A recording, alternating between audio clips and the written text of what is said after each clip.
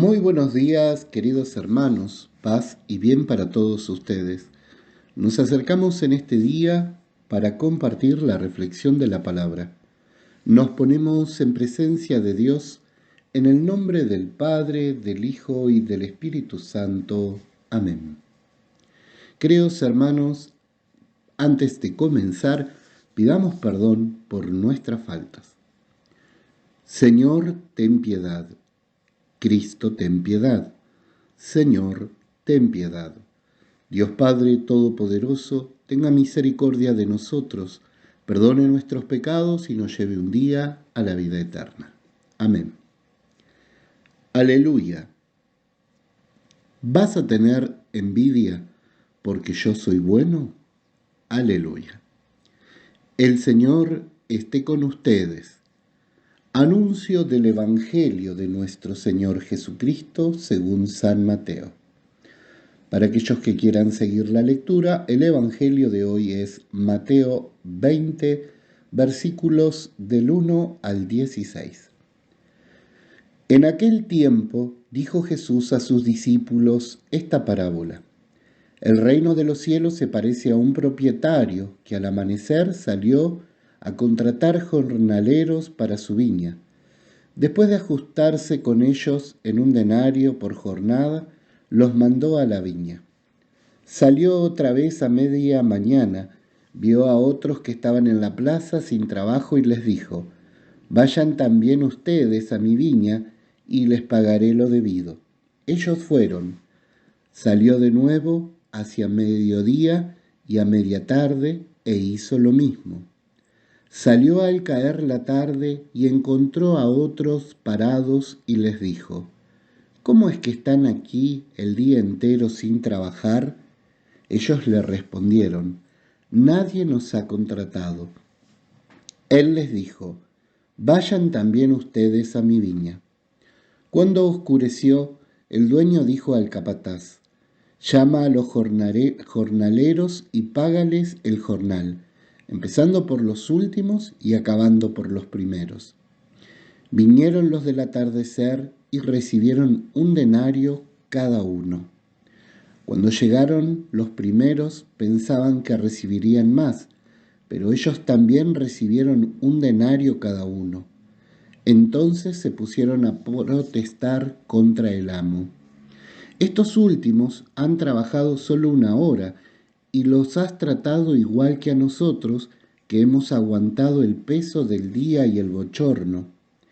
Él replicó a uno de ellos, amigo, no te hago ninguna injusticia. ¿No nos ajustamos en un denario? Toma lo tuyo y vete. Quiero darle a este último igual que a ti.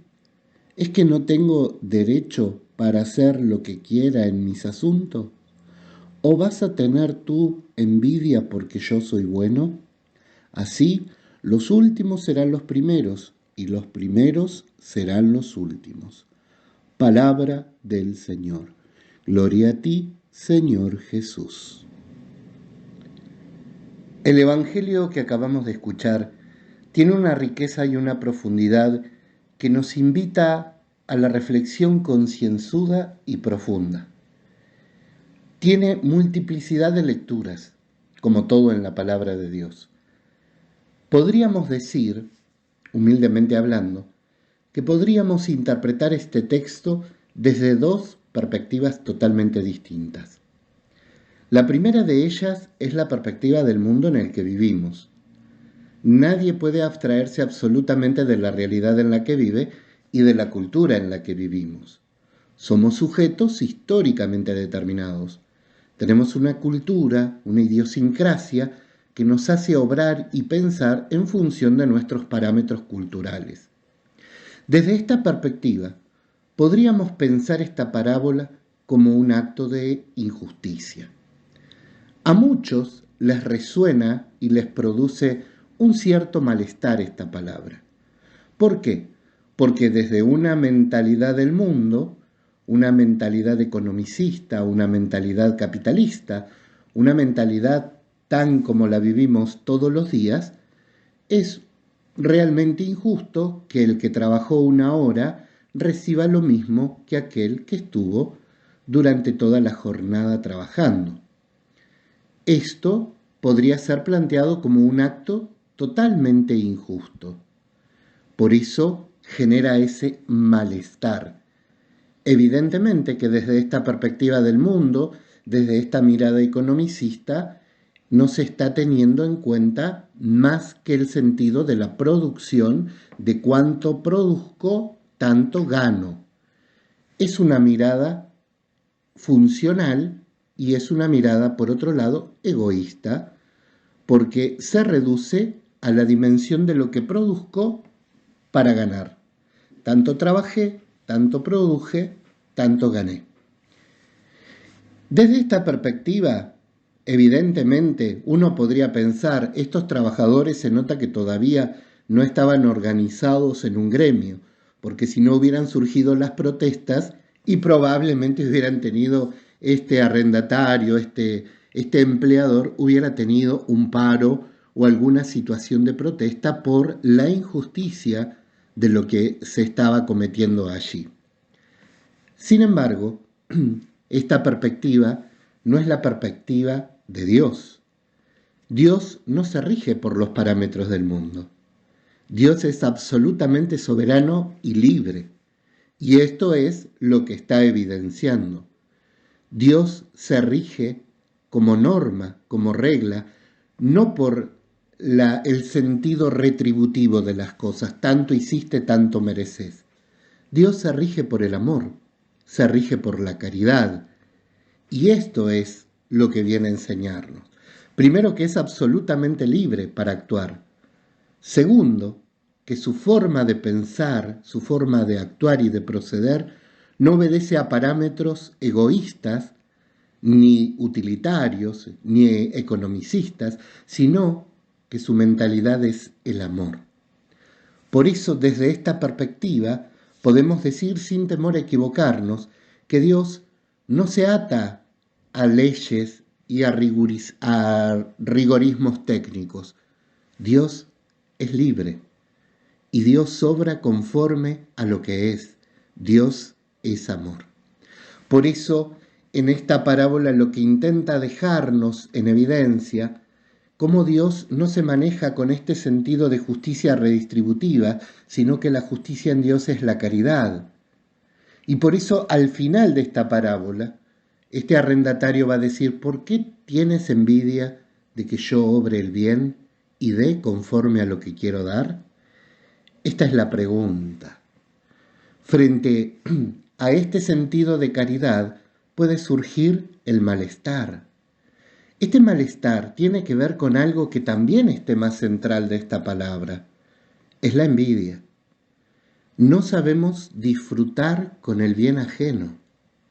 El bien de los otros en esta cultura, tan rapaz como es muchas veces, esta cultura en la que vivimos, tan egoísta, tan de defender lo propio, sin poder contemplar el bien del otro, sin desear el bien al otro, no sabe disfrutar con el bien ajeno. Por eso los jornaleros, siguiendo esta lógica del mundo, aquellos que fueron contratados a la mañana, no es que recibieron un sueldo que no estaba acorde a lo que habían convenido, era un buen sueldo, era un buen jornal. Sin embargo, se amargan porque el que trabajó a último momento recibió lo mismo. Este amargarse refleja justamente este pecado capital tan imperante en esta cultura, tan propio de estos tiempos como es la envidia, y tan destructivo que es ese sentimiento rastrero y bajo que brota en el corazón de los hombres, en el corazón de las personas. Si hay algo que es sumamente destructivo y dañino, es la envidia. Es dañino hacia quien va dirigida la envidia, porque de suyo es una cucharada de maldición hacia el otro, pero también es dañino y es destructivo en la persona que lo padece. Quien padece la envidia, quien se amarga, de suyo llena su corazón de oscuridad y de amargura. Por eso, queridos hermanos, debemos romper esa mentalidad egoísta en la que esta cultura nos hace vivir. Debemos salir de ese encierro egoísta en el cual vivimos. Pensar que Dios nos invita a tener una mirada más amplia, más generosa. Nosotros debemos imitar a Dios en sus actos y en sus formas. Debiéramos ser capaces de entender esta lógica de Dios que pone en primer lugar a la persona, que busca el bien por el bien en sí mismo, sin miramientos. Esto es lo que nos está diciendo la palabra. Dios no se ata a ninguna estructura. Dios es bueno y es bondad y da lo que quiere a quien quiere. Y eso nos debe llevar a la alegría, al gozo de que Dios es caridad, Dios es amor, sin dejar que nuestro corazón por ello se nuble de tristeza y de amargura. La envidia es destructiva y es un sentimiento que debemos erradicar de nuestro ser.